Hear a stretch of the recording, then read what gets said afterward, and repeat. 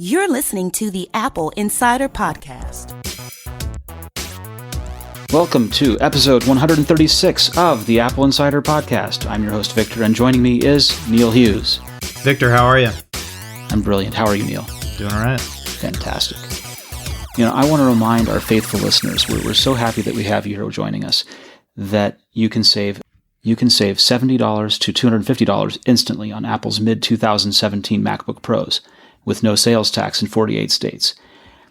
This is courtesy of our partner Adorama. And Adorama has been very good to us. We like working with them a lot. And this is for you, our Apple Insider readers, who can use exclusive coupons this week to instantly save between $70 and $250 on every mid-2017 MacBook Pro, including the 13-inch MacBook Pro with Touch Bar and the 15-inch MacBook Pro with Touch Bar.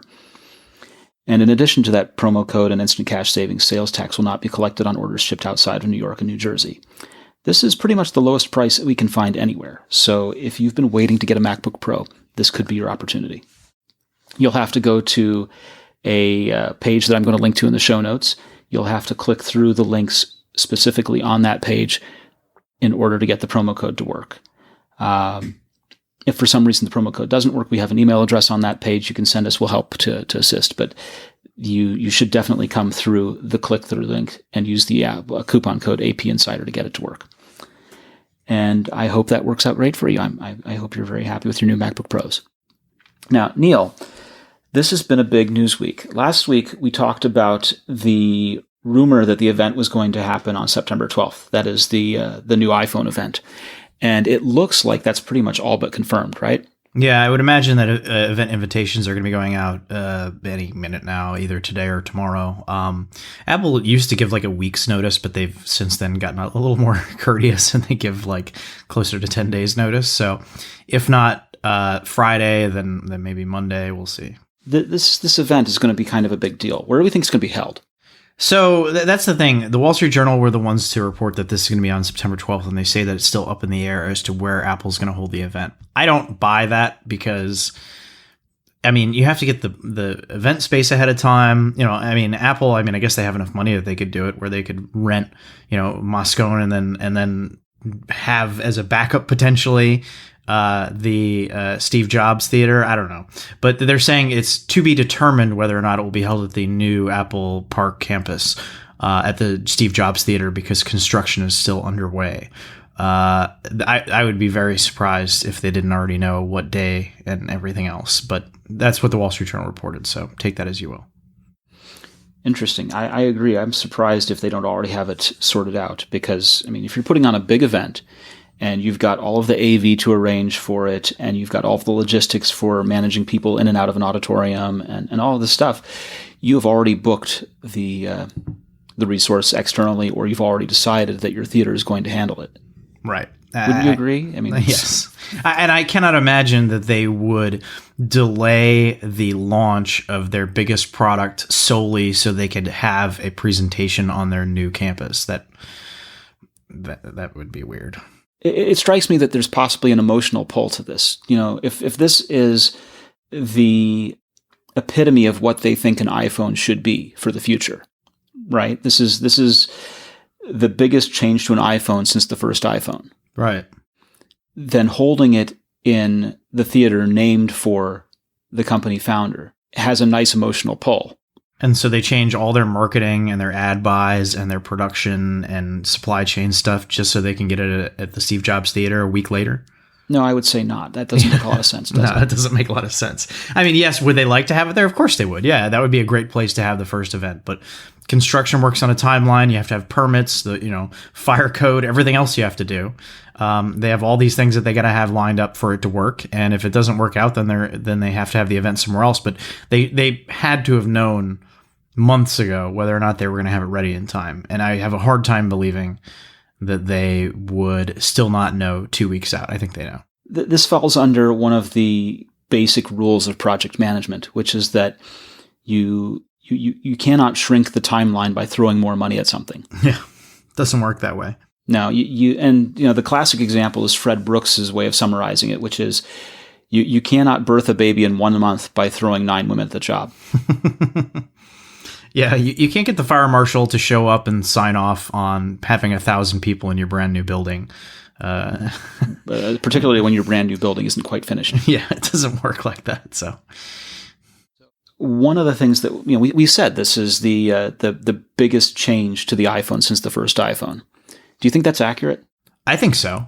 I think that based on everything that we know about this, it is not only going to change the look and feel of the iPhone in many ways, but also how we interact with it. There are so many.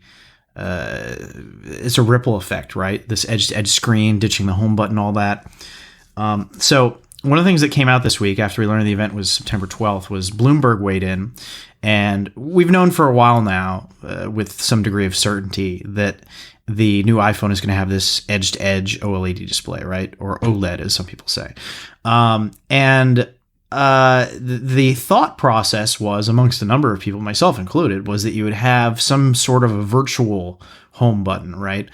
Something that replicates the feeling that we have right now, without actually having a physical space for the button. It'll just be part of the screen. And then so certain apps in certain situations would then expand, the button would disappear, and then how you would get the button back, I don't know. But, we figured, we'll figure all that out. And we've had the accessibility with a floating home button, a software home button, for ages, right? You can turn that on if you have special needs or simply a device that has a failed home button. You can use the non-screen. Yeah, and I mentioned that in the comments today, and we'll get into that in a bit. But I guess that was a collective stupidity, not only on my part, but on the part of pretty much everybody that was talking about the edge-to-edge the screen, because everybody was just thinking, virtual home button. They already paved the way for it with the iPhone 7 because it's got the Taptic engine, blah, blah, blah.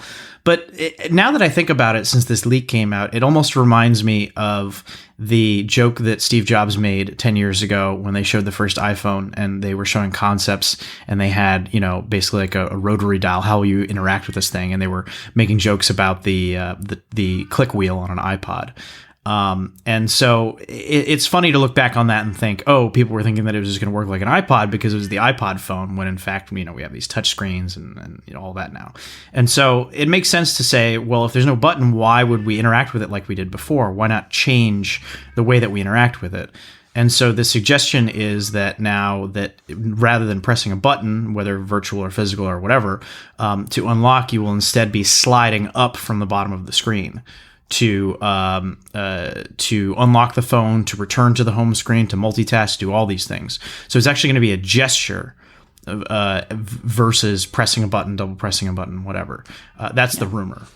But that's something that we talked about on this podcast a couple of years ago before the introduction of the iPhone 6S. You and I think Mikey and maybe Steven were on the line here, and we were talking about what happens when there's no home button, even back then. Yeah. And we all kind of agreed that would require a major revamp of the OS because the home button is so central to different actions. And how it's used for the several different things that it gets used for. It's used for prompting Siri. It's used for returning to the home screen. It's used for backing out of folders, although you can do that with a tap on the screen as well. There are a number of different things tied to it. And we all agreed at the time that it would require a major respin and a rethink of the whole interface and interaction design. Right. And so even if you had a virtual home button, right, there would be a rethink of that. But we weren't even talking about a virtual home button at the time. We were just talking about swipes and slides and gestures and things like using the forefinger on an iPad. Yeah, I mean, you think about like... I'm trying to say you were right back then. Well, you think about like you reach into your pocket and you want to activate Siri. Maybe I suppose that saying "she whose name shall not be said" in a certain combination right now.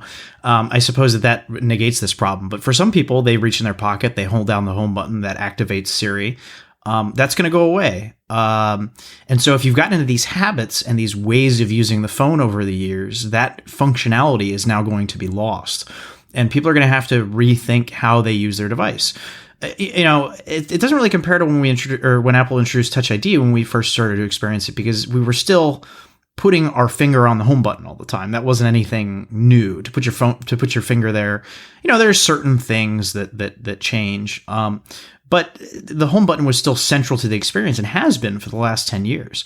And so to get rid of that and to get rid of the entire concept, essentially, of the home button is pretty crazy. And it will be very interesting to see how well it's received. Now, that led me to write a editorial about this entitled "No, the Home Button is Not Dead," parentheses, yet. And the reason behind this is because sometimes we need a reminder. And I talk about this a lot on the podcast, the average user, the casual user. I don't say that in a condescending way. I just mean that this is the vast majority of the market, right? The average person who's using an iPhone, one of the reasons that an iPhone or an iPad is so appealing to them is the simplicity of it.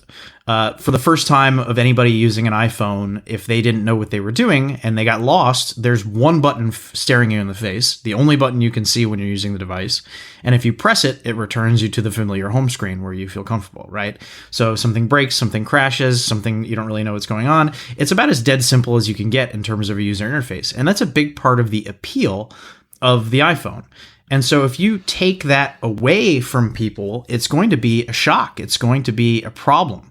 And so this, to me, starts to explain why we're going to have a 7S and a 7S Plus alongside the 8.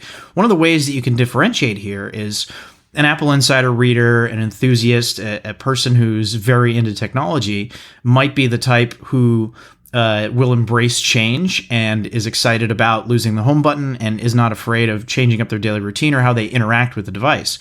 But for a lot of consumers, they've gotten used to using it this way, and it will become a problem for some users, I think. And it's important to keep that kind of stuff in mind because Apple can't just get rid of the home button. Now, maybe 5-10 years from now, it's not that big of a deal. We've all gotten accustomed to it, just like pinch to zoom. But for now, there's a whole generation of people for the last 10 years that have been doing and interacting with this way, and they can't just walk away from that. Well, and that's one of the benefits of buying an Apple product is that you know that you get the consistency and that interacting with one works the same way, whether it was your iPhone 4S or your iPhone 6S, that there's a whole lot of commonality between those two devices. You don't have to relearn how to use the thing. Right. And for anybody that thinks that I'm wrong or whatever, which is fine, all you need to know is one of our most popular articles that we've ever written on AppleInsider was explaining to people how to change it so that the home button goes back to the old functionality where you can rest unlock or whatever it was, right? And the reason that became a problem was starting with the iPhone 6S and the iPhone SE and now the 7. Those three models have a raise to wake feature where the screen turns on when you raise the phone, and so it treats it as though pressing the home button unlocks the phone. Now, that doesn't make a lot of sense if you have an iPhone 6 or earlier, because you press the button once to turn the screen on, and then you have to press it, again to unlock the device. And so people were used to just pressing the button, then holding their thumb there, and then unlock the phone. Apple changed the functionality of that once the raise to wake came about, so that you could interact with the device and still see what's on the home or on the lock screen without that. So the reason that was popular is because if you had an iPhone 6 or earlier, it completely changed how your phone worked. And it was such a simple thing dependent on the home button, but it had been the same way for the last 3-4 years since whenever Touch ID was introduced. And it was really frustrating if you didn't know why it changed. Right. You had an iPhone 6S and all you did was dutifully tap to agree to download and install the software update. And all of a sudden your phone doesn't work the same way anymore. It's quite frustrating. Well, it made sense on the 6S at least, because your phone was already turning on when you picked it up. On the 6, sure, it made but no sense. For a 6 user or a 5 user. Yeah. For a 5S user, you're like, what the heck is going on? And that was an issue. And I use that as an example because these are the type of things that you don't necessarily think about when we're talking about what Apple does with the future of the product and where they go. They made the change from slide to unlock to pressing the home button. Correct. These are the kind of things that drive people nuts, and it can really ruin a user experience. And so I think that is part of where you differentiate this so-called iPhone Pro, iPhone 8, whatever we want to call it. Introducing the new user experience, the new way of interacting with it, all that stuff is something they can get away with a high-end model with people that are going to be the AppleInsider readers who are going to be enthusiastic about this stuff. But there's going to be a huge number of people this fall, maybe even most people, who look at that and go, I don't really want to spend $1,000 to lose the home button. I'm going to stick with the 7S this fall. Just like there are probably some people who last year said, I don't really want to spend $650 to lose the headphone jack. I'm going to stick with the iPhone SE. There are different segments of the market that you have to appease for different reasons, and Apple has now gotten so big that they have to do it in some ways, I think. And not only that, you can't sell an iPhone 8 in limited quantities alongside an iPhone 7S that is vastly inferior and then expect to do well. If they can only produce 5 million iPhone 8s a month or something, that'll blow up the whole company, right? If nobody wanted an iPhone 7S, they'd be in big trouble. Right, but I would say that they're not vastly inferior.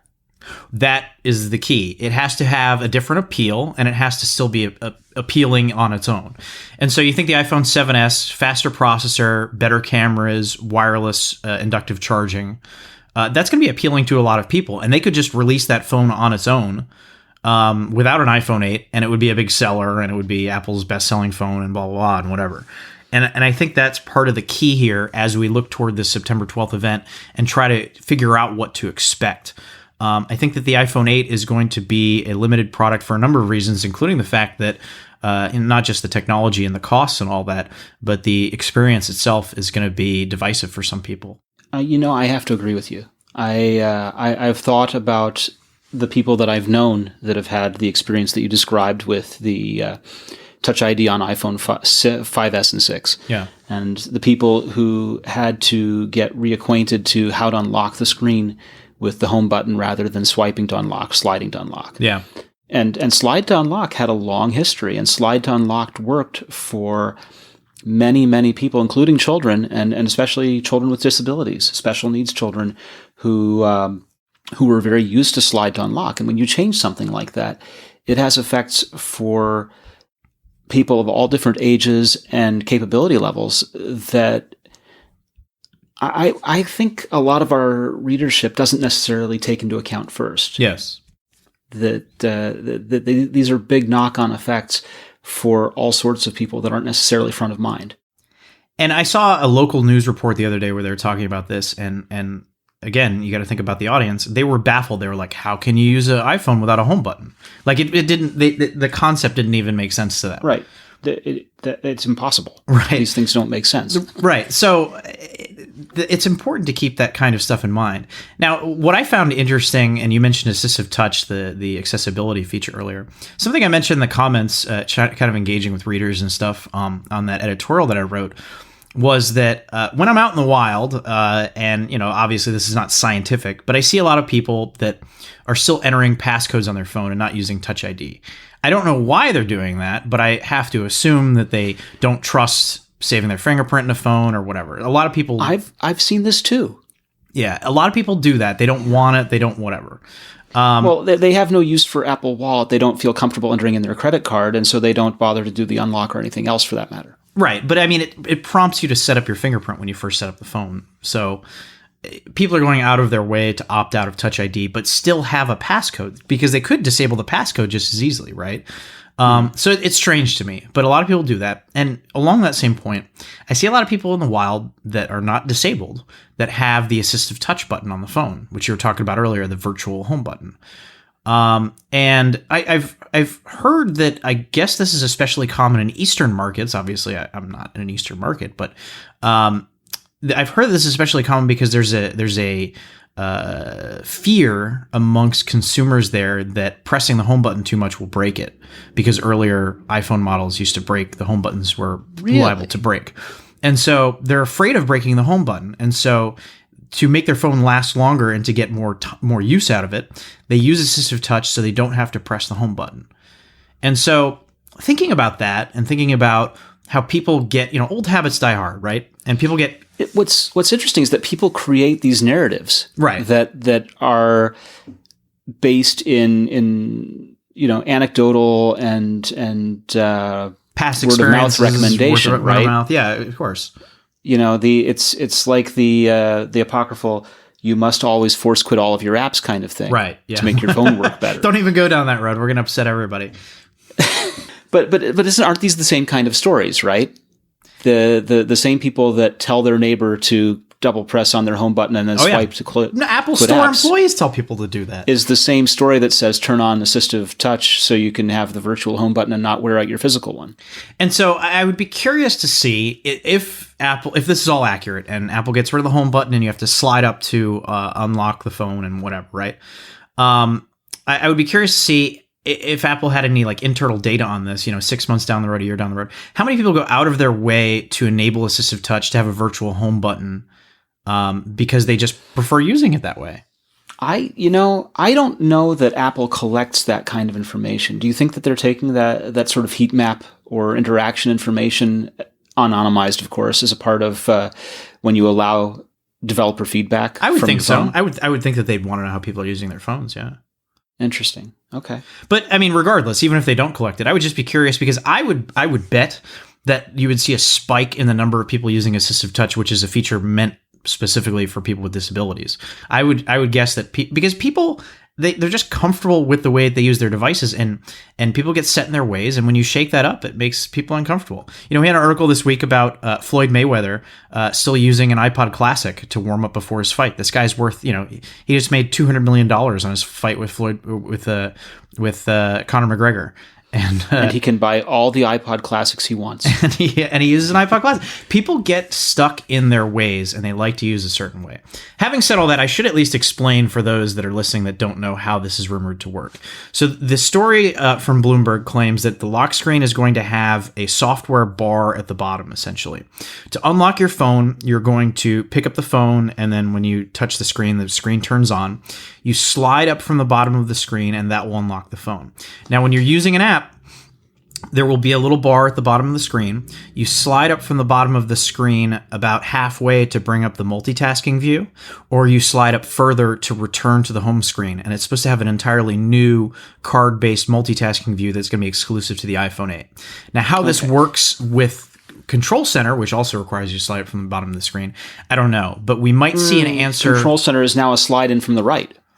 Well, the answer may already be on the iPad, because if you install iOS 11 on the iPad, the other rumor is that the iPhone 8 is going to have a dock for apps similar to it is on iOS 11 on the iPad. So the way that it works currently is if you're on the iPad, you swipe up from the bottom of the screen, and if you swipe up a small amount, it brings up just the dock, and you can drag apps to multitask. But if you swipe up even further, you get the multitasking view on the left side, and you get the Control Center on the right. So it's possible that we get some Control Center stuff on the screen in addition to the multitasking using some of the larger screen real estate of the iPhone 8. We won't know, obviously, until Apple has the event on September 12th and lets us know how it actually works. But that's the rumor right now as to how it's going to work. I just want to mention that this is another place where things have been done before by others that get adopted by iPhone, sure. Right? I have a Samsung Focus, which is the Windows phone. Yeah. And Windows Phone was always slide up to unlock. Right. And actually, Android has sort of adopted that too on the Android handset that my daughter uses. The slide up to do more on the card interface thing makes me think about Palm Pre. Sure. Which the iOS multitasking view is very much a ripoff of too. So I was certainly going to say influenced by. I wasn't going to go as far as direct ripoff. But, whatever, Yeah. All these things come around again, right? Yeah. But it makes sense that Apple would have to rethink the user interface in a new way and throw out the concept of the home button. Because why stick to old conventions and then apply them to new form factors and new hardware? Well, I think what they're doing is they don't want to give up an old convention if it works until they have something better to replace it with. Right. And there are certainly compromises in these decisions all the way around, but the net effect, the net result has to be that you're better off than you were before. Yeah. That whatever is now introduced is more useful to you than what it replaced. Yeah, and it sounds like with more screen real estate, they're going to make the iPhone 8 more iPad-like in terms of how iOS 11 operates, which is interesting. Very. I'd be curious to see if they do, split screen multitasking and other pro-level features. Well, they sort of, kind of did that a little bit with the plus-size devices. Yeah, the home screen works in landscape and stuff like that. Yeah. But you still can't do split screen multitasking. No, but the question is, does this become sort of like an iPad Nano, right? Mm-hmm. In that you split screen multitasking as you're talking about. And that's sort of how I always viewed the plus size device, was that the iPad mini allowed you to do some split screen, and then the plus size device, or nano phone as you will, could grow into that same spot. And just as we record this, Apple announced the event on September 12th, so it is official. There we go. All right. The event invitation is a Apple logo with a trio of colors: blue, more than trio, I guess, blue, gray, red into pink. And it says, "Let's meet at our place." And it is going to be held at the Steve Jobs Theater in Cupertino. So that speculation we had earlier, disregard it. Literally as they already knew. They knew where it was going to be. They knew. So it says, "Please join us for the first ever event at the Steve Jobs Theater in Cupertino." Brilliant. I'm very happy for them. And I assume our own colleague Dan will be getting an invitation. I have not heard from him yet, as these literally just went out, but you can expect on September 12th exclusive coverage and analysis from us at Apple Insider. So I would encourage everyone to stay tuned. Excellent. Now, one of the comments is that, we talk about pro users, and we talk about our dedicated Apple Insider readers and listeners, and how this kind of change would be ideal for them, where it might not be ideal for everyone else. There's a commenter that says that, quote, "gestures are shortcuts for pro users," unquote. And he responds by saying, no, they're essential for anyone to navigate iOS, that gestures are for everyone. I mean, that was one of those things where, I guess if you wanted to get into semantics about it, yes, sliding your finger to scroll is considered a gesture. Absolutely. But I feel like I have to kind of agree in the sense that when Apple's designing these things, they lean towards deciding and guiding people towards making it accessible for everyone, right? And this is the same thing that you see if you read the human interface guidelines.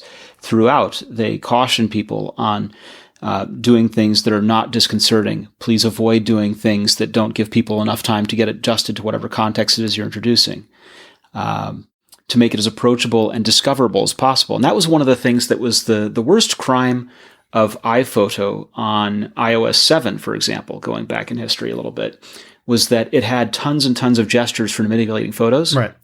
And not a one of them was discoverable or memorable. Yeah. It tried to do too much. Do you remember that? Yep. So here, I think they've learned the lessons from them. That was iOS 7. It was years ago now. iPhoto is long discontinued. That they know as well as anyone that if they're going to make sweeping changes about gestures that are fundamental to the use of the iPhone, that they have to be ones that people can remember what they do and be able to figure them out quickly. And this is part of what we've talked about so many times here on the podcast. As iOS grows and matures and expands and becomes more pro, right? More of a computing platform. Yeah, but the line I used in my editorial was that, gestures, and by gestures I mean advanced ones like, swiping from the edge of the screen, not pinch to zoom, but like advanced gestures like the 5-finger pinch and all that to go to the home screen that most users don't use, are the equivalent of keyboard shortcuts on a traditional computer. They're the touchscreen equivalent of keyboard shortcuts on a traditional computer, because as much as you and I use keyboard shortcuts and commands and things like that, most people don't. They don't understand what they are. They've never heard of them. They just don't use them. It's not. And you're talking about it. Just this week, you and I taught Max, who does the videos for Apple Insider. You taught him, I think, what Command A does. So, you remember that? And this is something that it was a eureka moment for him. He said, "Now I know what Command A is for." This is something that's been around for 35 years, and it's not anything new. But regardless of how long it's been around, certainly over time, more people learn, more people grow up with the platform. With a fledgling platform like iOS, they introduce these features, but most people don't know them, and most people never learn them, and they don't even care to learn them. And so it may seem stupid and simple for our listeners, but you have to think Control Center is not actively visible on the screen. Many, if not most, iPhone users are not using Control Center. They're just not. And some of the ones that I know that have learned about it out of frustration. Yes. And then they're like, how do I get this to go away? I don't want this on my screen. Right. How do I fix the stupid lock screen orientation problem? Right. It's a frustration rather than out of a desire. A few years ago, I had a family member who shall go unnamed call me and said, I'm not getting any noise from my phone. And I was like, it's not ringing, she said. And I was like, there's a switch on the side of it. And common problem. She had a case on her phone that covered up the switch, never thought about the switch. It got hit one day and knocked the switch. And then it was like, oh, there's a switch there. I didn't realize what it did. You have to remember that this is when you have a device that sells as many as Apple does, this is a big part of it. And so you have to appease those pro users who want Control Center, who want to customize, who want to do all this stuff. And you also have to appease folks who not only don't know about those features, but don't even want them. Not even appease, just be approachable. Yeah, agreed. And that's a big part of the appeal of Apple products and the iPhone specifically, is how easy it is to use. And so I would venture to say, I mean, it's inevitable, right, that we're going to get a edge-to-edge OLED iPad Pro with no home button. And it's entirely controlled to return to the home screen, all that through gestures, right? I mean, you could already do that now, essentially. That's your prediction, right? I mean, I think it's if we're going to get it on the iPhone, we're definitely getting it on the iPad. In fact, I would have said a few years ago we get it on the iPad before we get it on the iPhone, because they already had the groundwork laid with the five finger pinch and the multitasking and all that. But even with iOS 11 and all that stuff, I mean, it's much easier. So yeah, that'll be coming out on iPad Pro. But the $330 iPad, and not just for technical or cost limitations, but in terms of ease of use for entry to the iPad as a consumer for your first iPad, they have to keep the home button on there, at least for the foreseeable future. They can't sell a $330 iPad that relies on gestures and then expect people to figure that out. Yeah, I agree. So all of the mock-ups and icons that we've seen of the rumored new phone. Yeah. And we've pretty much accepted this to be true. This is pretty much going to happen. Too much smoke for there not to be a fire. There's a notch at the top. Yeah. Well, and the smoke is things like the icon appearing in the resources of the HomePod firmware, and McDonald's showing screenshots of their new app that they're going to launch using this kind of shape, and people submitting this kind of shape in screenshots and being turned down because it looks like an Apple device. Mm-hmm. Right? There's just too many different things going on for this not to be it. So there's going to be this notch in the forehead of the phone. Right. Now, in years past, Apple has shipped a black phone with the chin and forehead being black that hid the sensors in it. You didn't see the proximity sensor. You didn't really see the camera in it. And that changed with the introduction of the white-faced phone, because now you can see everything up there. Do you think they're going to do something to obscure that notch? I mean, I thought yes, because OLED screen, you want to have something dynamic up at I always forget the name of it. What do we call the top bar? I'm calling it status bar. Thank you. I always forget that. I always want to call it like a menu. I want to call it a menu bar. There are no. We used to menu bar, but yeah, status bar is right. Well, menu bar makes sense Correct. for Mac because you can have menus up there. But on iOS, there's nothing to touch on up there, so there's no menus. It's a status, right? It makes sense. You need to have something dynamic on the status bar because variables and signal and Wi-Fi and whatever, right? So to have a screen up there makes sense, but it doesn't have to look like a screen. It doesn't have to be dynamic in the sense that the rest of the display does. And so making it with a black background with the OLED screen with that's pushed up just to the glass to make it indistinguishable from the border around it where the earpiece and cameras and stuff will go, I think would look aesthetically very pleasing. You wouldn't really know, very much like the Apple Watch now. When you look at the Apple Watch, it's hard to tell where the screen ends and the edge of the device begins. It all kind of flows into each other in a very beautiful way. And so that made sense for me. But apparently, according to Bloomberg at least, Apple is going to embrace the notch, and they're not going to hide it. And they're going to have the full display extend up into what they're calling ears to the left and right side of the earpiece. Wild. I aesthetically, I think it's ugly, but it's going to be one of those things where you and I could say aesthetically it's ugly or it looks a little awkward, and after a year of using the device, it'll just become accepted. Yeah. After a week of using the device, it'll become accepted. Let's be honest. It's one of those things that only designers are going to look at and go, "Why did they do that?" The only thing that I can see about at least in terms of mock-ups. Who knows how it would actually work? But one of the things that I found interesting in the mock-ups, knowing the dimensions and shape and whatever of the device, the mock-ups that people were putting together that had the status bar with a black background, it wasn't the same level of curve at the top as it would be at the bottom of the device. So we know, the general shape of it or whatever. So it was this weird thing where the bottom of the screen had a very different steepness of the curve as opposed to at the top where it runs into where the notch is. So, I mean, I guess that might be one of the reasons they did it. It just kind of, it's a not aesthetically pleasing to not have it match on each side. I don't know. I'm trying to visualize what you're telling me, and so if you look at the mock-ups, the bottom left and bottom right of the phone have a curve to it, right, based on the physical shape of the phone and where the screen ends. At the top, you can't get that same steep level of curve without actually cutting into more of the display and not using it to have the matching curves on all four corners. Yeah, So the ones at the top... You're saying you end up giving up a little bit to have a radius as opposed to a straight line across. Correct. So, I mean, and again, these were just mock-ups. Apple could just not use that portion. But in the corners where you lose that little bit of radius, I don't think that's a critical piece. You just lose it. Well, you don't lose that radius if you go full notch, essentially, if you don't put black bars up there. Neil, you never go full notch. So I'm sorry, I couldn't resist. That may be one of the reasons is to have the matching curve in all four corners. Aesthetically, they may think that looks better. As opposed to wasting screen space to accomplish the same thing by drawing black pixels to look like a curve. I don't know. I'm sure they've tested all the different permutations of this. I'm sure they've looked at every one of those and made the decision. And it's possible I probably would have been inclined personally to have gone with the using pixels on the screen to imitate the curve. I would agree with you. But I can see why that would be offensive to them, because why would they... You got this big, beautiful screen, and we're cutting into it. And you're wasting pixels to fake something physical that's a physical constraint, right?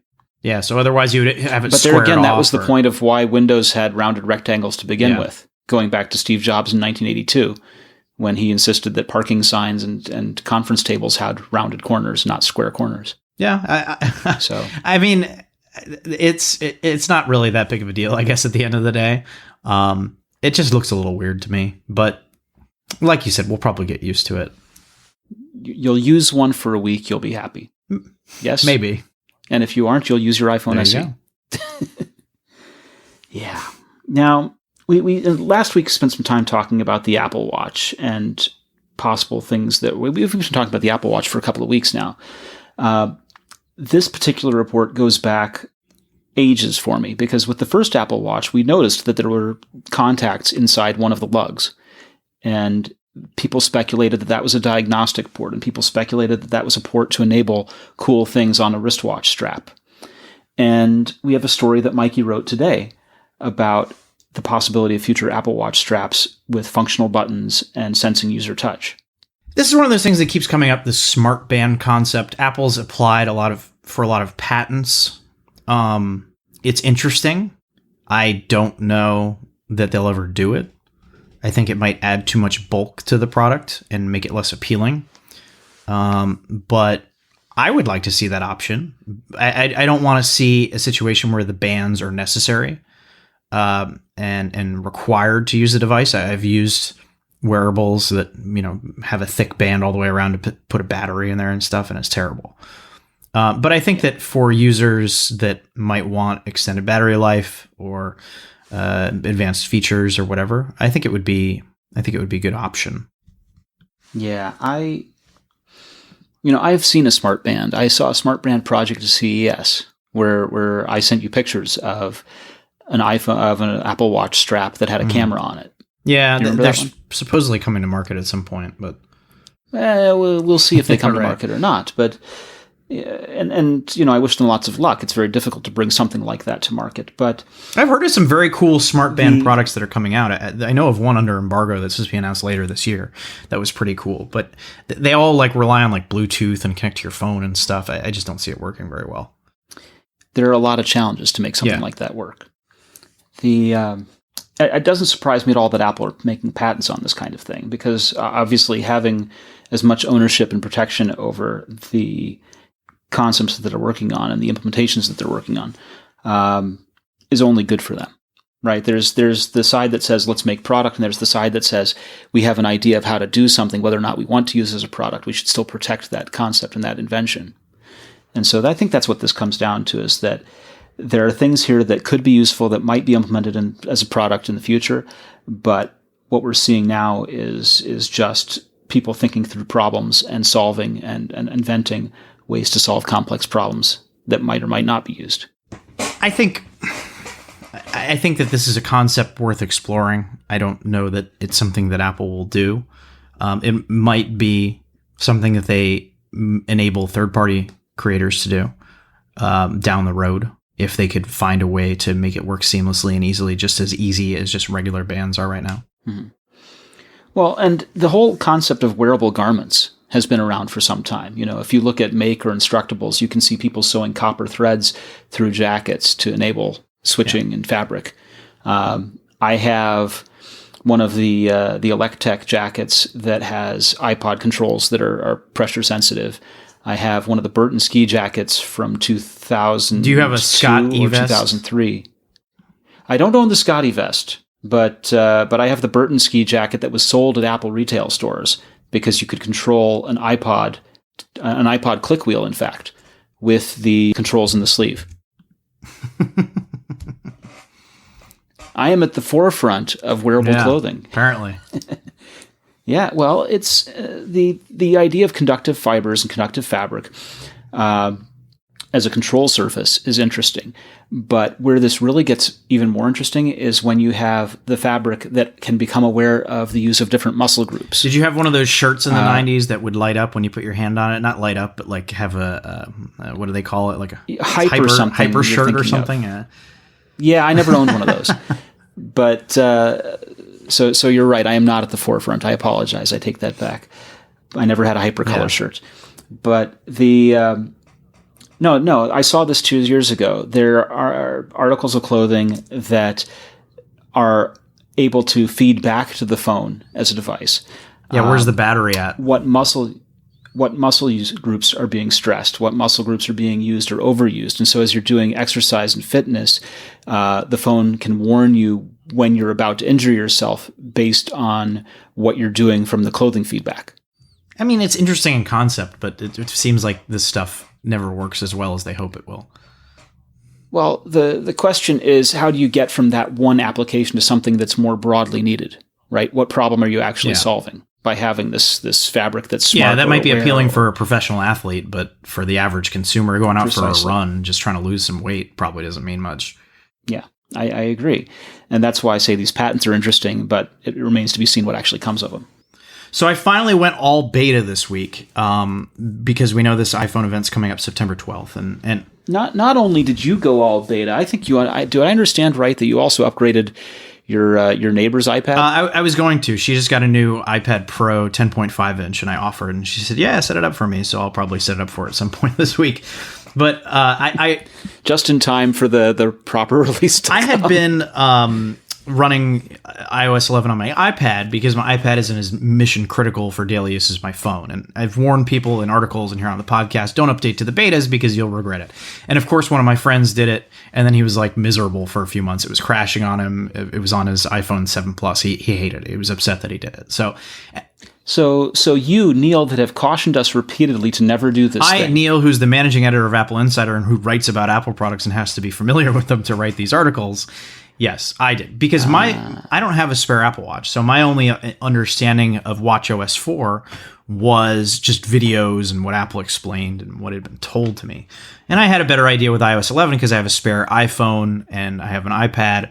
And so I've been able to test those out and see how it worked, and finally felt comfortable enough that it wasn't crashing repeatedly on me. But I did have a bunch of crashes in the earlier betas, but we're close enough to the release now that I updated. But updating your Apple Watch is a dicey proposition because if it fails, you can't do anything. You have to physically mail the hardware into Apple and they have to fix it for you.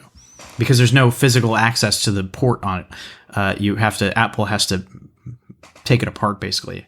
So, or Apple has access to those 4 pins between the watch lugs, and they know how to use them better. Yeah, that's what I mean when I say take it apart. But you take a watch strap up and plug in the you have to remove the cover on it, and you have to have a special plug that goes in there and all that. It's got those 4 pogo pins right between the lugs on one of the watch strap ends. Well, so they should be able to connect something to that and recover with it. a proprietary cable that nobody owns. Yeah. Yes, but but they don't have to crack the watch open to do it. They just have to put on a fresh strap. I was oversimplifying for the purposes of saying don't update your watch. But anyhow, okay. I updated the watch. It's not as great of an update as watchOS 2 and watchOS 3 were, but there's one thing that they did that really I love. Wait, can I ask? Do you mean great in terms of the amount of things done, or great in terms of how good it is? Okay. So the one thing they did that's awesome is if you start playing music on your phone, or anything on your phone really that is any sort of music from any app, not just the music app, but Spotify, Google Play Music, whatever you're using, and you have your watch on and you raise your wrist, it by default shows the now playing screen while music is playing on your phone, which is great because then you don't have to dig to find now playing and control your music. It's just you want to pause your music, it's right there. Awesome. Don't have to interact with it. I've been saying that for years now. The best wearable device is the one that you have to interact with as little as possible. The one thing that they kind of screwed up that I'm not happy with is the new dock. So watchOS 3, they introduced a dock. I was very happy with it. It was kind of a combination of the glances view with quick access to certain apps. Awesome. You had to scroll left and right. It would display one at a time. So they decided they wanted to improve it, and they wanted to make it kind of sync up with the digital crown. So now you press the lock button, and it shows the apps in kind of a cover flow view where they're like one in front of the other, and you scroll forward and back in a way that feels natural, just based on how they move with the digital crown. The problem with this is because they are in like a sort of what's the term I'm looking for? They come at you like a Ferris wheel, essentially, right? One is always in front of the other to some extent. So at most you will see 2/3 of a glance of the app that is in your dock. You can't see the full app window, which I think I see as a step backwards because I like being able to view all the content in the app before I open it because it's a quick way to see what's going on. What I would prefer to see them do is just shrink them down into 4 quadrants and show 4 at a time. But I think that it's a step backwards on the dock, but the now playing is a step forwards. The rest of it, who cares? Okay, you can view the apps not in the honeycomb view anymore. There's a new Toy Story face. Who cares? Wait, how is Siri face though? I don't care.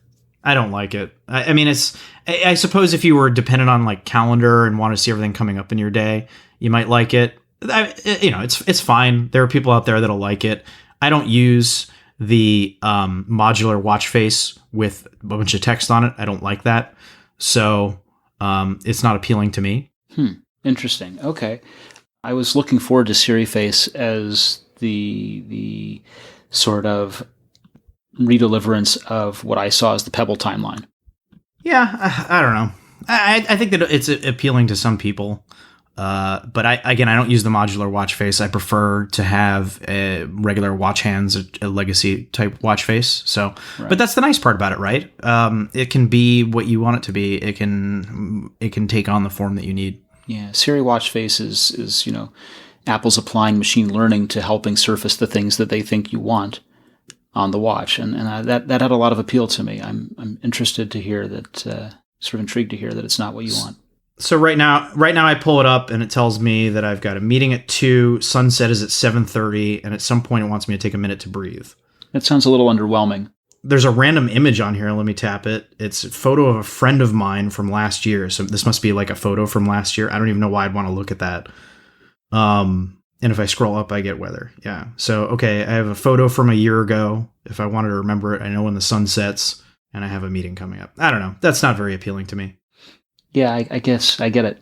It seems a little underwhelming. Well, I had hopes. I've seen positive comments. Some people like it. I just don't care. Yeah. All right. Well, you know what? It's beta. It's not even released yet. And you're on day 2 of trying it out. People are going to hate this if one thing doesn't change, which is there is no way in the music app on the watch to select your music library on your phone. It by default and only displays the music that is saved on the watch. That sounds very much like iPod kind of thinking. And it's kind of paves the way for the LTE connectivity too. But I think it's going to tick off a lot of people who are used to raising their wrist, opening the music app, controlling the music on their phone, connecting to their phone. Now, it used to by default connect hold on, let me ask. So I know that you use the music on your watch quite a lot. Do you think a large percentage of people who use the watch use it for that? No, which is why I like it, but I think most people are going to be upset. Because I used to have to go in, because by default, it showed the music from your phone before on watchOS 3 and prior, right? So by default, I would have to go in and change and say, no, I just want to see the music on my watch. Because I'm at home, I'm about to go for a run, I haven't left my phone behind yet. And it's like, oh, your phone's here. Here's all of your music. And I'm like, no, I don't want that. Now it goes the other way. Now it's like, well, if you want to control music from your phone, that's great. Just start playing it on your phone and then use the Now Playing widget. But if you want to begin playing music, you have to use your phone. You can't do it from the watch. There is no way to view your music library from your watch. Right. It's unidirectional. And what they should do to appease both is to have it not only give you the access to view your music from your phone on your watch, but remember your preferred state when you reopen the app. I think that would solve the problem. Ooh, tricky. Very nice.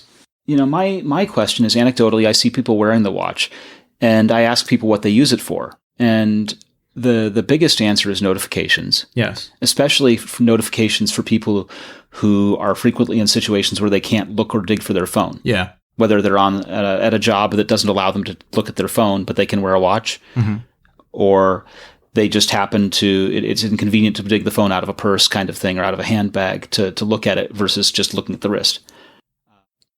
Music comes up pretty rarely when I ask people, and I ask everyone I see, I literally do. Whether it's a Samsung Gear Watch or a Fitbit Blaze, what have you, or the Apple Watch, what are you using that thing for? And music almost never comes up. Music makes a lot more sense in New York. You got your phone in your pocket, you're holding on to, something while you're on the train and you want to quickly skip to the next track. It makes a lot more sense than if you're like driving your car or sitting at your desk. Yeah, I'm nodding my head here. You can't see it. I'm always intrigued. I always ask everyone who's wearing a smartwatch what they're using it for, because it's one of those things where I sort of feel like the messaging has changed around them a number of times. And I'm curious what people identify themselves that they know they need it. I would like to see Apple take the automatically showing Now Playing concept and expand that further to other things like Apple TV controls or...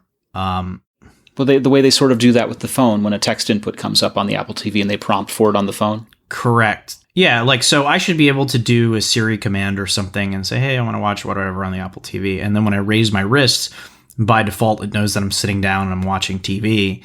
It displays the Apple TV controls right on there.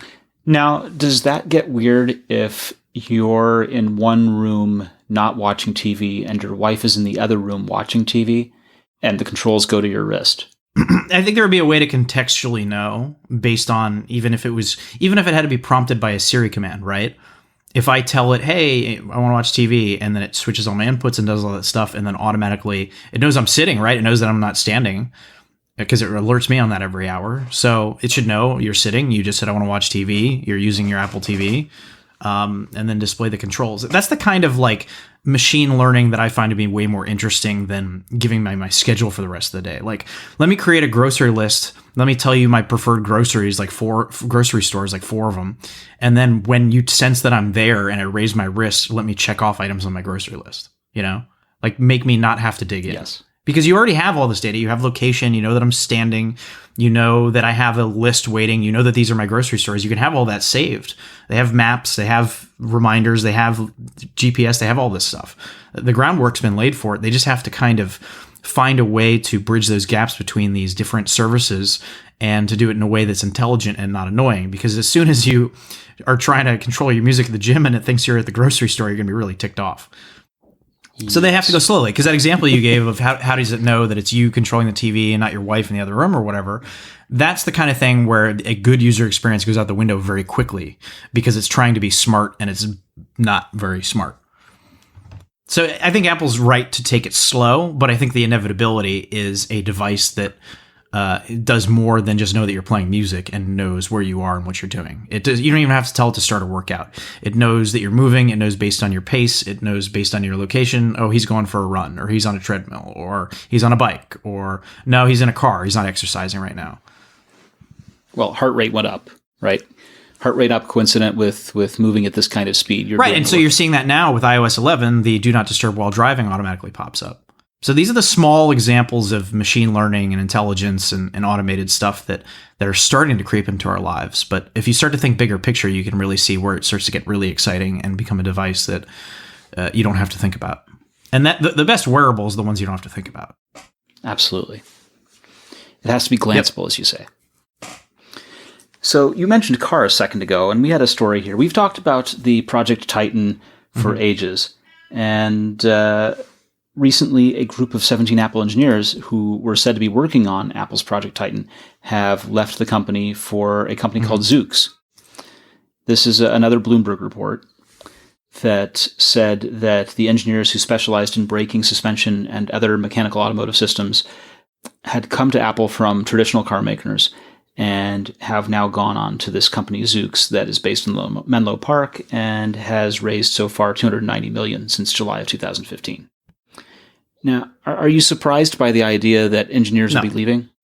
Okay, can you give me some context for it? Sure. I mean, imagine that you work at a company on a project, and then they go, that thing you were working on, we're not doing that anymore. But here, go do something else. And you're like, but I really like that project. And they're like, well, we're not doing that anymore. So then you leave. I mean, that happens all the time at companies. They start an initiative. That happened with a friend of mine who worked at Google. They started with a project. They started with an initiative. The can was pulled on it. The plug was pulled on, I should say. And they said, oh, well, I'm gonna go do this elsewhere. Apple also ran into this problem a few years ago, and they have since course corrected to fix it. But when they were working on machine learning and artificial intelligence and that type of stuff, they didn't allow the people that were doing the research to publish their papers in scholarly journals and stuff and that's a big feather in the cap if that's what you do for a living, and it's exciting and it's a perk of the job. And the fact that Apple wouldn't allow their employees to do it was hurting them, and so they since have reversed stance on it and now allow people to do it. But yeah, if you're working on a project like that and then the plug gets pulled on it, you're going to look for a job elsewhere. It's not surprising. Well, also not really surprising in that we were looking at this. There was a story that ran a couple of weeks ago about what the longevity is of an employee's time of employment at the company, right? How long on average are people stay employed at these companies?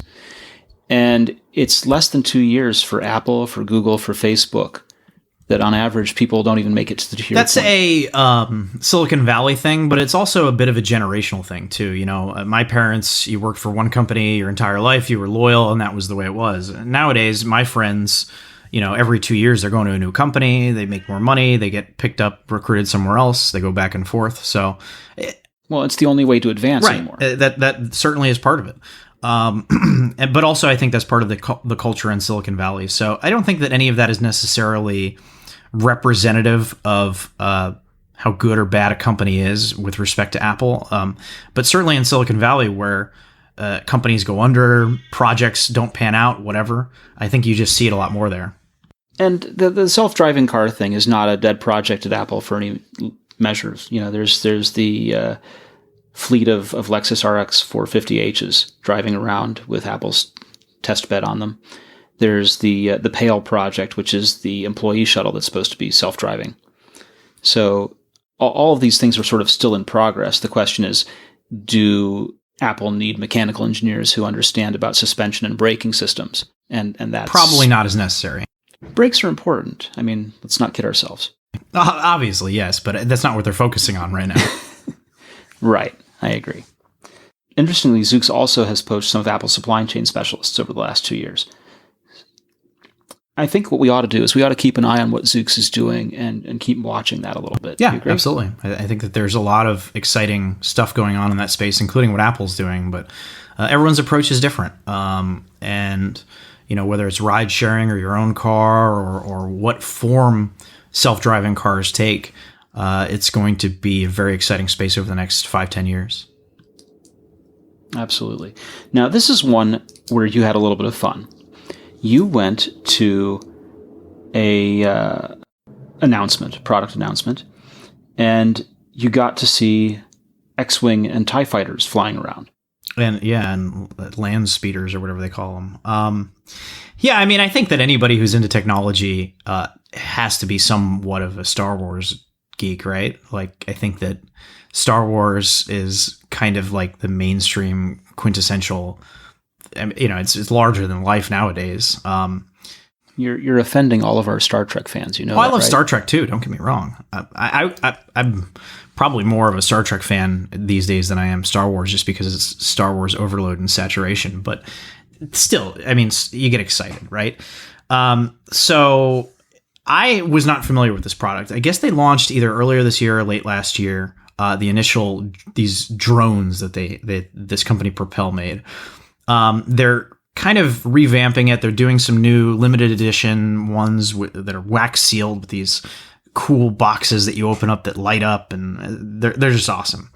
But the real reason that we were interested in this is because launching, by the time you guys are listening to this podcast on Friday, September 1st, they're launching an app that accompanies these drones that does all kinds of really cool stuff. So the first thing that you need to know about it is, if you've never flown a drone before, which is probably most of you, you get this physical controller and then you get the drone. But if you don't want to fly the drone yet and crash it and whatever, you connect it to your iPhone through Bluetooth, and they have an app that simulates the physics of the drone. And it allows you to learn how to do basics like fly around, land, shoot at stuff, whatever. And so they've made a game out of it, and there's 34 levels, and you progress and you rank up and you move your way up to whatever ranking it is. And then whenever you feel comfortable, you can connect that exact same controller that you've been using to control on your iPhone or your iPad, and then fly the drone in real life. And then that's where things get really interesting, because now you can connect it to your phone. You can plug in headphones so you can get audio from the movies, like, the sounds of the blasters and music playing and Han Solo and Chewbacca encouraging you while you're fighting and all that. And then your phone can connect to up to 11 other people, so a dozen people total in combat in the real world right in front of you on these physical drones that are about the size of your palm. And you fly around, you shoot lasers at each other, and try to win and try to get the high score. So it's a cool mix of like video games, a little bit of augmented reality in there, a little bit of obviously the iconic Star Wars franchise. And so they have 3 different models that are out right now. They're priced at $179. They're available as of today. $179 for the limited edition one. I don't know how much the regular edition one is. They were around before for $170, so I'm guessing they dropped a little bit lower. But they also have cool things in the phone app, like they're going to have meetups and stuff, so you're going to be able to find other people that are playing. If you're traveling or in a new town or just in your own town and want to find people that have these, you can get together and do these, aerial combat with these drones. There's a bunch of cool stuff coming with them. So out of the box, they work with infrared, so like the remote control on your TV. They're going to be offering $40 upgrade kits later this year. So they're somewhat modular, and you'll be able to tack on a laser. And the laser requires more precision to shoot guys down, but also if you're playing in like a smoky environment, you can actually see the lasers coming out of the ships. So I need to have a fog machine if you want to see the lasers. I mean, they did it. So they did it in this like small space, and they had professional pilots there showing these off, and it was super cool. Like they were like flying in formation and shooting each other, and they had a big TV in the background with a bunch of stars on it, and there was smoke there, so you could see the lasers coming out. And they had the John Williams score playing. It was really cool. I would encourage you guys to check out the article and the video that we have in there just to get a feel for what it looked like. Things were not quite as impressive when the journalists took controls and didn't know what they were doing. But the one thing I got to say for these things that was very encouraging is I saw these things crash into each other countless times and they didn't break. You may have like a broken propeller or whatever, but apparently these things come with like a dozen propellers, and they come with a year warranty on it, and the batteries are swappable, and it comes with 2 batteries. So it's actually a pretty good value for this toy, all things considered. And especially when you realize that these things can fly at like 30 miles an hour if you put them in pro mode. They're pretty durable. And I came away, at least from my initial, spending an hour with them, I was pretty impressed by how durable they were, because they were not taking it lightly on these things. They were crashing into each other like crazy. But it was cool. It was exciting. I think this is going to be a very popular toy this fall. They look like and the other thing that's interesting is when you think of a quadcopter, usually the propellers are at the top and they push from the top. But to make them look They pull up. Yeah, pull right? up. But to make them look more like Star Wars vehicles, they had to re-engineer. And so these are actually 4 propellers at the bottom of the vehicle. They're pushing from the bottom. And so... So it's an upside down. Kind of, yeah. And so the idea is that the propellers are less noticeable. So obviously they have to make some modifications to because you can't actually have a Star Wars thing flying in space. But when the lights are down and they have a smoke machine on and all that, you don't see the propellers. They just look like they're just flying along like ships. It's really neat. And they do things too, like they have a button on the physical controller that you can press that'll make it do a barrel roll, and it just is this like little quick flip and stuff. See, I like that. I like that the controller can implement moves that would otherwise be difficult to do. And I've always thought that there should be buttons for things like that, and that there should be buttons for being able to collect a swarm and direct a fleet as one. Right, I should be able to get 10 of these things and group them all together, and then as that locked group, direct them to fly a certain direction and have them be able to do it without collisions. You know, it seems to me, and I've seen some of the research at MIT that allows them to do things like that, and as well as they've got machine learning that allow them to avoid collisions automatically. That you ought to be able to do so much more with these things than just the try and fly around. Not for $170, but yeah. Fair Not for $170 and something that fits in the palm of your hand. I mean, what these things are capable of doing for the price and for the size. I mean, I'm not saying they're cheap. Don't get me wrong, but they got lasers in them. And, you know, think about the technology. You get a physical controller that connects to your iPhone and to the drone itself. You can connect up to a dozen of these, and then all your phones talk to each other, so you get leaderboards as you're playing in person, and it all uploads to the cloud with your account. And so they actually said they're going to be doing like events at Comic-Con later this year, but they're also going to be tracking the leaderboards and seeing some of the top players around the world and inviting them out to go out there and engage in competition. So we need to go out to the forest and do like drone racing league in the forest. Pretty much, yeah. Sweet. And these are actually designed to do combat in pursuit. That's why they do the barrel roll and stuff. So they want you to be like flying after somebody and trying to shoot them down. Didn't work that well at the event space because it was such a small space. But and journalists flying it. But even then, it's like, how cool is this that you have these little flying machines shooting at each other? And you know, it was a little chaotic and not perfect. And I'm sure that there's the accuracy on shooting at infrared is not great, but who cares, man? If I was 12 years old and these things were out, it would blow my mind. Absolutely. Now, talking about other mind-blowing things, we're already beginning to talk a little bit about the iPhone for 2018. It doesn't stop, Neil. The rumor cycle cannot end just because you need to come up for air. The rumor is this: Apple is already in development, talking to Samsung Display about 5.85 and 6.4 inch OLED panels for next year's iPhones. Yeah. That the development schedule has already begun rolling, and they're already figuring out things like funding, facility investment, production plans, and getting all of the work started. Makes sense. So the idea here is that they were originally considering a 5.28 and 6.4 inch displays, but they're abandoning the 5.28 size as a result of the demand for bigger phones, bigger screens, right? So the 5.85 inch is the same size as this year's forthcoming iPhone 8, or iPhone Pro, as you want to call it. And it's going to make sense for the company to bring over the same form factor. The 6.46 is the bigger panel.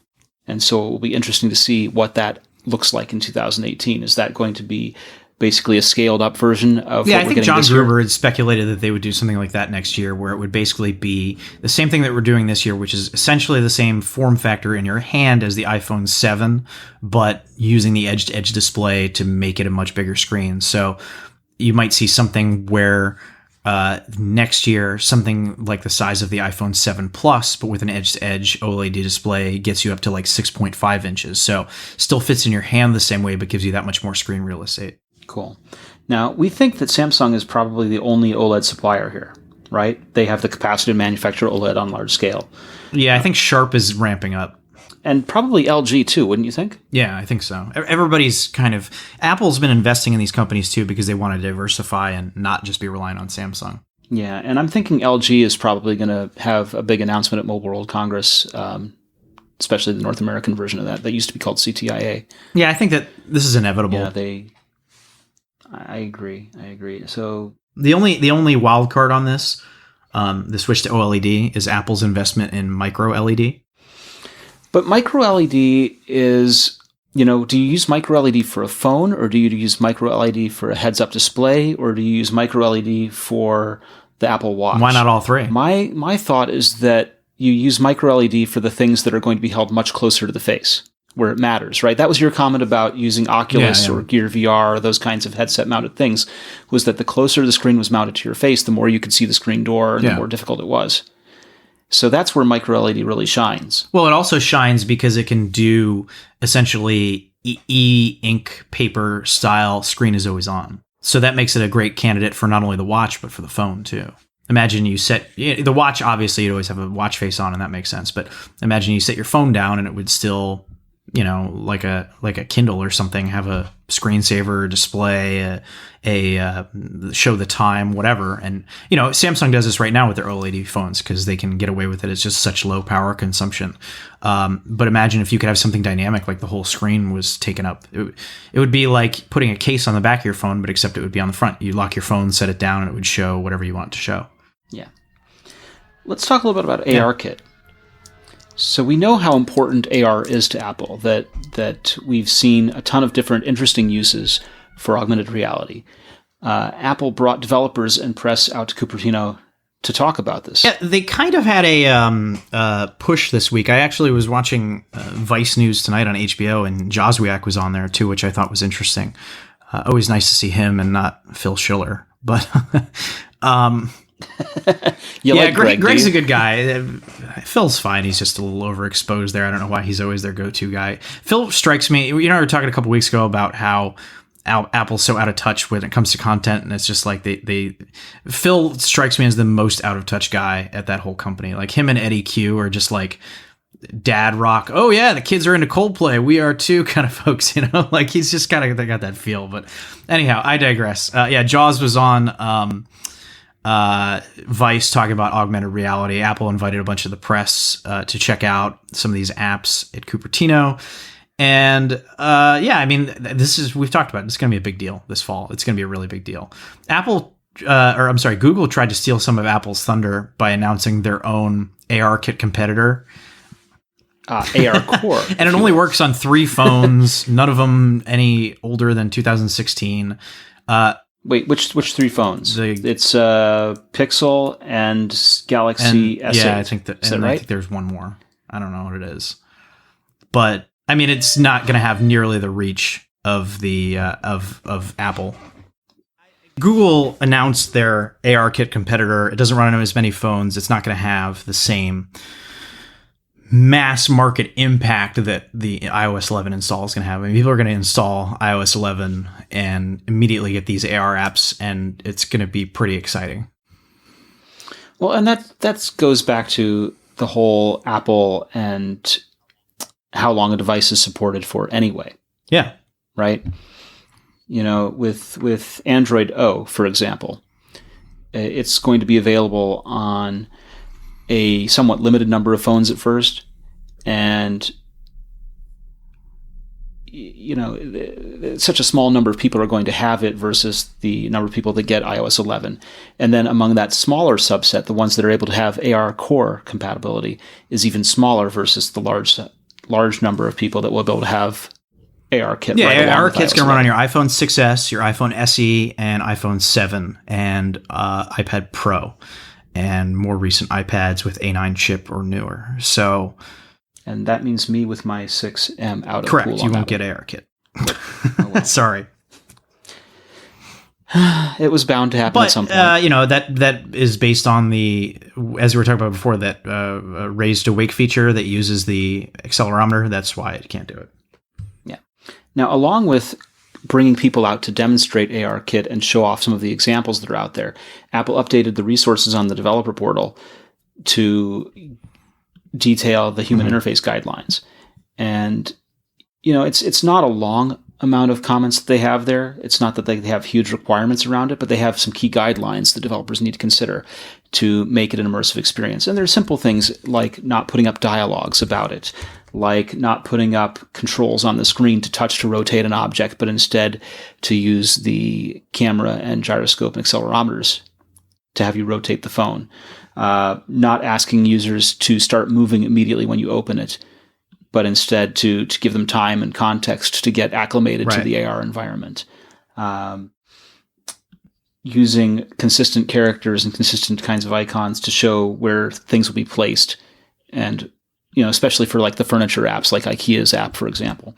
You have a different kind of square target to show that an object is about to be placed there versus one that is already placed there and you can rotate or scale, things like that. It's really about trying to identify what the best practices are for the interface and give some guidance so that you don't end up with a mishmash of different user instructions. Because the overriding thing is that when you have all these different ARKit apps out there, you want them to all behave similarly in many ways so that once you've learned how to use one, that translates to learning how to use all of them. The worst thing in the world would be if you had what I call the DVD menu experience, right? And you laugh because you understand exactly what I'm saying the minute I cite that, right? You put in a DVD and they've gone to the trouble to create custom DVD menus and you figure out how to operate it and where the stuff is. And then you put in another DVD and it's completely different custom menu and nothing translates. And sometimes the whole thing, right? menu isn't even lined up properly. So you press down and it goes to the right. And Yeah, exactly. It's a nightmare. And so if Apple issued no guidelines at all, ARKit could end up the same way, right? Apple's always been very careful about these types of things. It's not anything new. No, it's not anything new, but it's another... It is an example of why Apple will do this better than anyone before. And why the experience will be better on an iPhone and simpler and easier. You can maybe only get a better AR experience or VR experience, with an elaborate setup with your computer and all this hardware and spend all this money and have to tweak everything and get it just right. And it might work once until somebody comes in and messes it all up. But when it works on ARKit, you know that you're going to install it on your iPad, hold up your iPad and look, and it's going to work. Exactly. Now, we've been talking since WWDC about the idea that the Amazon Prime Video app was going to come to Apple TV. Yeah, they announced that, Tim Cook said it, actually. Yep. And we have a report that says that the Apple TV app is not going to be available for a September launch. The report is published by Recode, and the sources are claiming that the app won't be ready in time. There's no real provenance for the report. Nothing's really saying where the sources are getting this from, but we had our version of a little birdie that basically told us that there's no announced timetable for the app beyond 2017. We'll see.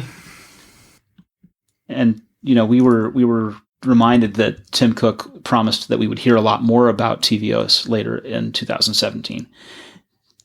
I thought for sure I'd understood that we were getting the Amazon Instant Video app in the fall. Yeah, I think we Isn't will. that what I thought I heard?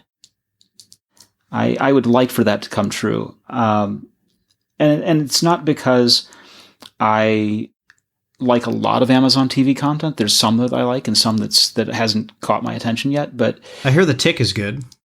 I was a fan of the old Tick. You remember the old Tick show? The one on Fox with Patrick Warburton or the cartoon? Yes, Patrick Warburton. Yeah, there was the Fox live series, there was the animated series, and there was the comics. I remember the animated series, but the Patrick Warburton one was very good. And Patrick Warburton has been involved in Amazon's production of this one. He's not playing the role of the Tick, but he's been involved and consulted with them on it.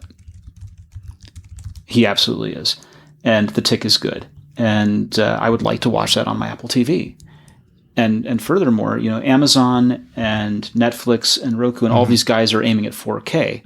And the current Apple TV can't display that. 4K and HDR, it will. A future one might. And HDR is one of the things that makes the big change. People talk about 4K, but it's really HDR that will make the biggest impression, absolutely. Isn't it? I finally got a 4K HDR TV a few months ago, and I don't have a lot of content to watch on it, but I do have a PS4, and I got the new Uncharted Lost Legacy, and I have Horizon Zero Dawn, and they both run in HDR, and they look spectacular. I bet. Now, we've been talking about the possibility of an HDR-capable, 4K video-capable Apple TV. And we know that one of the things that has to happen is that the content has to be there for it. Like you said, you've got your PlayStation to do it. So we have a report that says that Apple's caught in a contract dispute with movie studios. Yeah, I mean, this is one of those things that always comes up. New, better content comes available, higher quality. Studios see it as a way to squeeze a few more bucks out. Apple sees it from a more of a consumer perspective and says, well, nobody's going to buy it at that price, and it leads to a dispute. This is the same thing that has happened over the years with music and TV countless times. You'll remember the compromise when they switched to higher quality DRM-free music. They allowed singles to be sold above 99 cents to $1.29, but in return, albums were in bulk a little cheaper, and also certain tracks were dropped to like 79 cents. So they had some variability on the pricing. This is one of those things where I can see it from both perspectives. You know, the movie studios are saying, well, our content is constantly being devalued. Everybody's getting it cheap from Netflix and whatever. You know, this is higher quality. We should charge more. We should charge like $30 per movie. Whereas Apple's looking at it and saying, hey, everybody's already paying $12 a month for Netflix, and that has HDR in it. Why would they pay $30 for a movie to own? They'll just keep going with Netflix. So I see both sides of the argument. I mean, I think Apple's right. I think that from a consumer perspective, most people aren't going to pay $30 to buy a 4K HDR movie. But, you know, really it's up to the rights holders. It's up to the content owners. So we'll see. Yeah, I think that making a $30 movie purchase is a tough sell. Well, that's the MSRP on a lot of these Blu-rays. When you go to Best Buy, they're not sold for the MSRP at launch week because they want to get you in the door, but the actual suggested price is like $30, $35 for a Blu-ray. Okay, let me ask you, are the days of inviting young women back to your dorm room to see your Blu-ray collection still going on, or are those days pretty much over? Okay. That was what I was asking. I still buy Blu-rays because I don't like streaming. The frame drops drive me nuts. So, like, I was watching Netflix the other day. I was watching Master of None, and there was a long scene where they kept panning, and they were holding the same shot. And when they pan, you really see the lost frames. It stutters, and that drives me nuts. And I've been having some difficulties with Hulu dropping frames, but I am inclined to blame my ISP more than I'm inclined whoever to you blame it doesn't really anything matter. else. You just won't get it on a Blu-ray. True. But I'm not getting it on Blu-ray anyway because I'm not inclined to pay $30 for a movie. So I pay about like $15, $20 usually. Like Guardians of the Galaxy just came out. I got it from Best Buy for $20. But I buy all the Marvel and Disney stuff because it all comes with iTunes codes. The day that they stop doing iTunes codes is the day that I'll stop buying Blu-rays from a company, because I want to have the best of both worlds. I want to be able to put it on my iPad and bring it on a plane, but if I'm at home, I want to have pristine quality and not worry about how good Spectrum cable is going to work. Precisely. And are you concerned about companies dropping iTunes codes in the Blu-ray boxes? Because, you know, I see, you know, Disney wants to get into their own Netflix competitor, pull their movies from Netflix and start selling. So why would they keep providing stuff through iTunes? And certain studios used to do it and they stopped because they moved over to Ultraviolet, which I don't even bother with. So, yeah, and I don't want to have different services for different movies. I don't want to have some of my stuff on Google, some of my stuff on Ultraviolet, some of my stuff on Apple. I want to have it all on iTunes. I'm all in on the Apple ecosystem. I want to be able to launch the Movies app on my Apple TV and find my library, or to load up the app on my iPad and download them. I don't want to have to mess around with all that crap. And as soon as they start trying to do their own stuff like Ultraviolet, that's when I check out. And so I stopped buying films from certain studios that don't offer iTunes codes. The same thing that I do with vinyl records. I only buy if they come with a download code in it so that I can get it on my iPhone, because I can't sit down and listen to it on vinyl every time I want to listen to a record. I want to put it on my phone or my Apple Watch. Absolutely. Absolutely. Well, keep watching this one. Keep the stuff coming, because I am curious to see what happens next in this this sort of contract dispute. Now, we have a tip, and this is an important one, where iOS 11 allows you to free up iPhone and iPad storage by deleting the app, but keeping the data and document files of that app. Yep. Have you seen this tip? Basically, it's a feature that if you have, if you run out of space on your phone with iOS 11, it will automatically remove certain apps but leave the icon there, and continue storing the data for the app that is relevant to you, but get rid of the app itself. So if you have something that you only open occasionally, this is an easy way for your device to start freeing up space and conserve. And so for people that are on a legacy 16 gigabyte device, this will probably be especially appreciated. But in much the same way that you can think of it similar to the iCloud photo library, where there's still thumbnails of your photos, but they don't load until you tap on them to see the photo, and then it downloads it from the cloud. Basically the same thing for apps. Yeah. Is it possible for the phone to automatically offload the app, or is this something you have to do manually? No, it automatically does it if you enable that feature. Mm-hmm. That's brilliant. That's very cool. And it looks like there's a, within the settings and view of an app and sort of managing storage, there's a option that says offload app. This will free up storage used by the app, but keeps its documents and data. Reinstalling the app will place back all of your data if the app's still available in the App Store. And when an app has been offloaded, there'll be a little cloud icon with the download arrow in it next to the app's title on your home screen. This reminds me a lot of what the NextBit Robin was trying to do. Do you remember that phone? Yeah, I do. Yeah, so the NextBit Robin's whole shtick, their whole reason for existence was that they would automatically offload apps for you in order to keep space based on how recently you'd last used one and immediately pull it back if you needed it. This is delivering on that kind of promise in a widespread way, isn't it? Yeah, no, I think it's going to be a welcome feature for a lot of people. Brilliant. All right. Well, this brings us to the conclusion of another perfectly good episode of the Apple Insider podcast. I thank you for listening. I really do.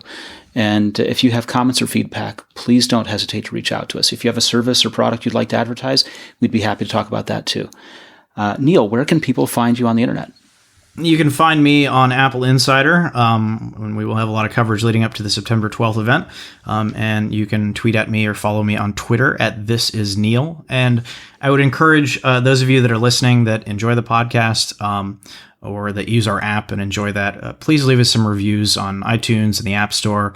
As you know, we work very hard at this stuff. We spend a lot of time on it, and we do the best that we can. I know we're not perfect, but you do end up with some trolls on there that leave the 1-star reviews, which are not particularly great. And I know there's many more of you that outnumber the trolls out there that listen and that enjoy it. So if you are one of those people, I encourage you please to go help us out and leave a review and be as kind as you can. Please. Neil, perfect hues, everyone. Yeah, right. And I'm at bmarks on Twitter, and I want to again thank you for listening. We'll be back next week.